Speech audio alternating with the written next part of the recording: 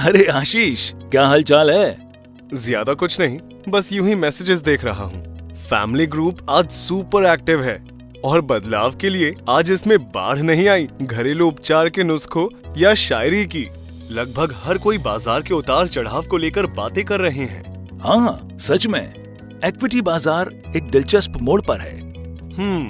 लेकिन यहाँ कितने सारे स्टॉक्स हैं? उनमें से कोई बस मुट्ठी भर स्टॉक्स को कैसे सेलेक्ट कर सकता है? ये कितना कंफ्यूजिंग लगता है। वेल, यही बारी आती है इक्विटी म्यूचुअल फंड्स की। भला हो इक्विटी म्यूचुअल फंड्स में मेरे निवेश का। मुझे बाजार की बदलती गतिविधियों के मुताबिक स्टॉक्स नहीं चुनना पड़ता। मेरे लिए ये काम फंड मैनेजर संभालता है। अच्छा, लेकिन क्या हर एक इक्विटी म्यूचुअल फंड एक जैसा ही होता है? सैकड़ों विकल्पों में से कोई सही इक्विटी फंड का चुनाव कैसे करे? अच्छा हुआ तुमने पूछा। इक्विटी फंड्स को कैटेगराइज किया जाता है फंड्स के उद्देश्य और निवेश रणनीति के आधार पर। उदाहरण के लिए इक्विटी म्यूचुअल फंड्स को उस कंपनी के आकार के आधार पर कैटेगराइज किया जा सकता है जिसमें वो निवेश करता है। इस पिरामिड को देखो। टॉप 100 लिस्टेड कंपनियां लार्ज कैप्स हैं, अगली 150 मिड कैप्स हैं और बाकी स्मॉल कैप्स। स्मॉल या मिड कैप्स अच्छा रिटर्न दे सकते हैं, लेकिन उनमें जोखिम ज्यादा है, जबकि लार्ज कैप्स स्थिर रिटर्न्स दे सकते हैं और तुलनात्मक रूप से इनमें जोखिम कम है। जबकि मल्टी कैप फंड्स और फ्लेक्सी कैप फंड्स वो हैं जो अलग अलग मार्केट कैप्स वाली कंपनियों में निवेश करते हैं। ओह, अच्छा। रुको, इतना ही नहीं है। कुछ और इक्विटी म्यूचुअल फंड्स की कैटेगरीज हैं, जैसे कि सेक्टोरल फंड्स जो निवेश करते हैं किसी खास सेक्टर या उद्योग में, जैसे फार्मा या डिजिटल।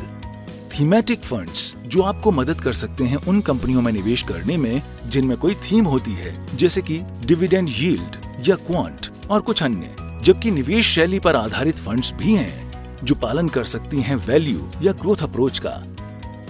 अब तुम अपनी निवेश अवधि और रिस्क प्रोफाइल के आधार पर एक फंड चुन सकते हो अपनी लंबी अवधि की जरूरतों के लिए। तो अगर मैं 3 या ज्यादा वर्षों के लिए निवेश करना चाहूँ तो क्या मैं निवेश कर सकता हूँ लार्ज कैप फंड में?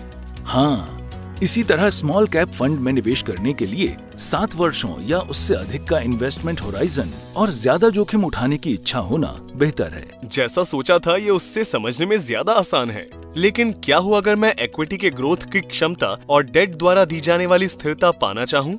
उस स्थिति में तुम निवेश कर सकते हो हाइब्रिड फंड्स में जो निवेश करते हैं एक से ज्यादा असेट क्लास में। ये फंड्स डेट म्यूचुअल फंड्स की तुलना में थोड़े ज्यादा वॉलेटाइल हो सकते हैं, पर प्योर इक्विटी फंड्स की तुलना में कम वॉलेटाइल होते हैं और अपनी जोखिम उठाने की क्षमता के आधार पर तुम एक कंजर्वेटिव प्लान में निवेश कर सकते हो जो इक्विटी के लिए आवंटित करता है 10 से 25% तक, या एक एग्रेसिव प्लान में जो निवेश करता है अपने पोर्टफोलियो का कम से कम 65% इक्विटी में 80% सीमा के साथ।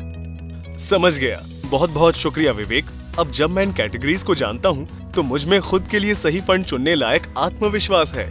आशीष, मैं किसी भी समय मदद के लिए तैयार हूँ। इसी बात पर चलो हमारे फाइनेंशियल गोल्स और निवेश के लिए चीयर्स करें।